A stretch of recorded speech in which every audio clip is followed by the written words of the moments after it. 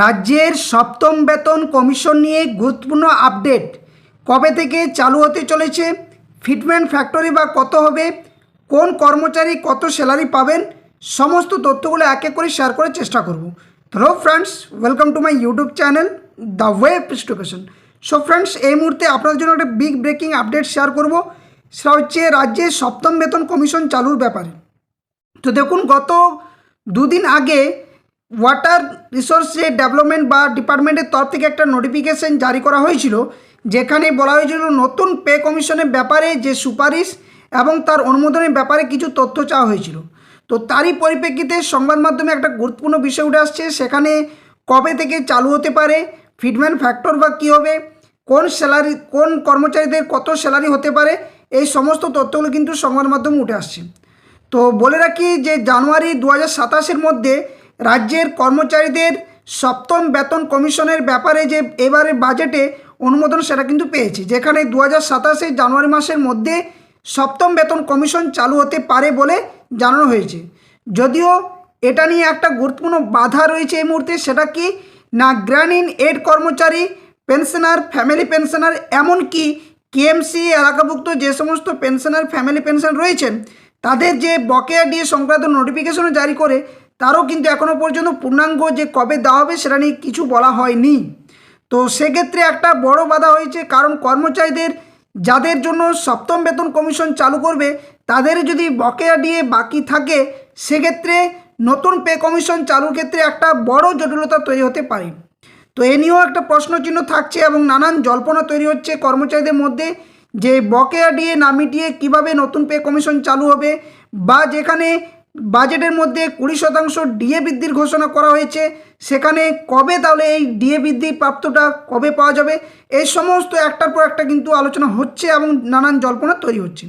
তো চলুন সংবাদ মাধ্যমে কী উঠে এসছে একবার ডিটেলস এক এক করে জানা যাক। তো দেখুন, বলা হচ্ছে যে বাংলার সরকারি কর্মীদের ও পেনশনভোগীদের জন্য আবারও বড় আপডেট চলে এলো। এবার সপ্তম পে কমিশন গঠন নিয়েও বড় ঘোষণা করেছেন মুখ্যমন্ত্রী শুভেন্দু অধিকারী মহাশয়, যেখানে বলা হচ্ছে যে রাজ্য বাজেটে অর্থমন্ত্রী স্বপন দাশগুপ্ত আগেই ঘোষণা করেছিলেন যে রাজ্যের সরকারি কর্মীদের ডিএ 20% বাড়ানো হচ্ছে, যা ঘিরে সরকারি কর্মীদের মুখে কিন্তু হাসি ফুটেছিল। এবার সবথেকে গুরুত্বপূর্ণ বিষয় কি না, বর্তমানে রাজ্য সরকারি কর্মীরা 18% হারে ডিএ পাচ্ছেন।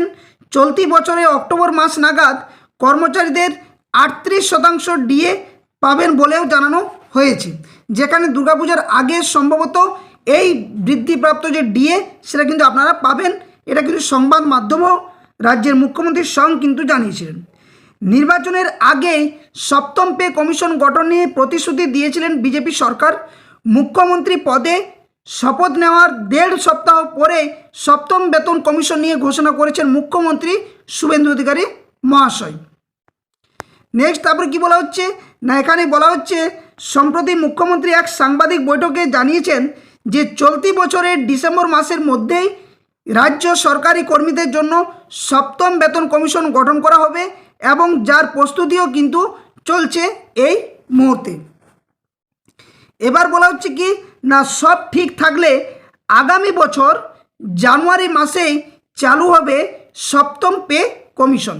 যদিও চূড়ান্ত ঘোষণা আগামী বছরেই করা হবে বলেও জানানো হয়েছে, অর্থাৎ এখনও পর্যন্ত সেই চূড়ান্ত ঘোষণা কিন্তু আসেনি। যদিও যে নবান্নর তরফ থেকে বা বিভিন্ন সংবাদ মাধ্যমে তথ্যগুলো আসছে যে কাজ কিন্তু চলছে এই সপ্তম বেতন কমিশন নিয়ে। এখন বিষয় হচ্ছে এই সপ্তম বেতন কমিশনের ফিটমেন্ট ফ্যাক্টর কী হতে পারে, কারণ এটা হচ্ছে সবথেকে মূল বিষয়। তো দেখুন, এখানে বলা হচ্ছে সূত্রের খবর হিসেবে যে সপ্তম পে কমিশনে ফিটমেন্ট ফ্যাক্টর 2 থেকে 2.5 হতে পারে, অর্থাৎ ষষ্ঠ পে কমিশনের তুলনায় 2 থেকে 2.5 গুণ পর্যন্ত সরকারি কর্মীদের বেসিক পে যেটা বৃদ্ধি সেটা কিন্তু পেতে পারে। নেক্সট তারপরে কী বলা হচ্ছে না, এখানে বলা হচ্ছে যে সপ্তম পে কমিশনের অধীনে 1 থেকে 18টা যে স্তর সেটা কিন্তু রয়েছে, অর্থাৎ লেভেল 1 থেকে লেভেল 18 পর্যন্ত। 13 থেকে 18তম স্তরের মধ্যে রয়েছেন শীর্ষ প্রশাসনিক আধিকারিক ও আমলা। বেতন তাদের হতে পারে 1,01,500 থেকে 2,50,000 টাকা পর্যন্ত। যদিও এখনও পর্যন্ত এই বিষয়ে চূড়ান্ত কিছু আপডেট আসেনি। নেক্সট, যাদের স্তর 10 থেকে 12 স্তরের মধ্যে বা লেভেলের মধ্যে রয়েছেন, তাদের এই সমস্ত গ্রুপ এ যারা আধিকারিক এবং নীতি নির্ধারকরা, তাদের বেসিক বেতন হতে পারে 56,100 থেকে 2,09,200 টাকা পর্যন্ত।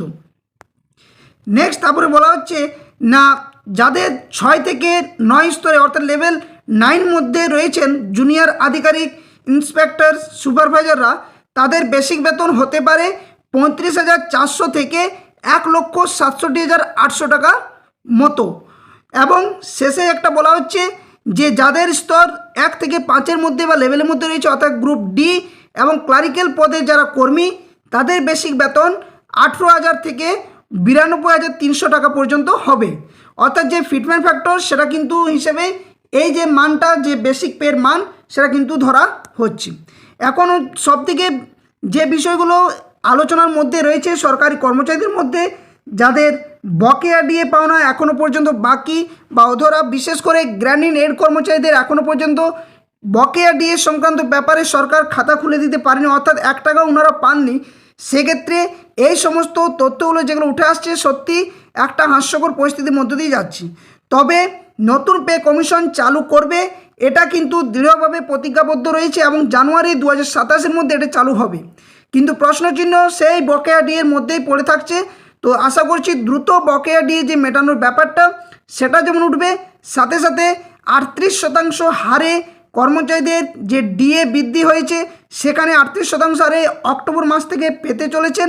এবং আগামী দিনে এই বকেয়া ডিএ সংক্রান্ত যে মামলা সুপ্রিম কোর্টে রয়েছে, যদি সেটা না মেটে বা যদি সেটা নিয়ে আরও গুরুত্বপূর্ণ আলোচনা হয় বা শুনানি হয়, সেক্ষেত্রে কিন্তু এই কেএমসি এলাকাভুক্ত কর্মচারী, গ্র্যান্ড ইন এড কর্মচারী, পেনশনার, ফ্যামিলি পেনশনার, এই সমস্ত বিষয়েও কিন্তু একটা জোরদার শুনানি সুপ্রিম কোর্টে হবে। তবে তার আগে রাজ্য সরকার কি পদক্ষেপ নিচ্ছে, রাজ্যের স্ট্যান্ড কী রয়েছে, সরকারি কর্মচারী বিভিন্ন সংগঠনদের কী স্ট্যান্ড রয়েছে, সেগুলো দেখেই নির্ধারণ হবে যে আগামী দিনে বকেয়া ডিএ নিয়ে রাজ্য সরকারের সদিচ্ছা কতটা রয়েছে। তো এই ছিল আপনাদের সামনে সম্পূর্ণ আপডেট। ভিডিওটি ভালো লাগলে অবশ্যই ভিডিওটি লাইক করবেন, বাকিদের সাথে শেয়ার করবেন। আর যারা চ্যানেলে নতুন ভিউয়ার্স হয়েছেন, এই ধরনের গুরুত্বপূর্ণ আপডেট নিউজ তথ্য পাওয়ার জন্য অবশ্যই বলবো চ্যানেলটি সাবস্ক্রাইব করে পাশে থাকা বেল নোটিফিকেশন অন করবেন। ভিডিও ডেসক্রিপশন বক্সে অফিসিয়াল টেলিগ্রাম চ্যানেল লিঙ্ক এবং অফিসিয়াল ফেসবুক পেজের লিঙ্ক দেওয়া রয়েছে, সেখানে অবশ্যই আপনারা যুক্ত হবেন। তো ভিডিওটা বেশি লেন্থি করছি না, সকলে সুস্থ থাকুন, ভালো থাকুন, ধন্যবাদ, জয় হিন্দ। আবার কোনো একটা নতুন ভিডিও নিয়ে আপনাদের সামনে হাজির হবো, ততক্ষণের জন্য ধন্যবাদ।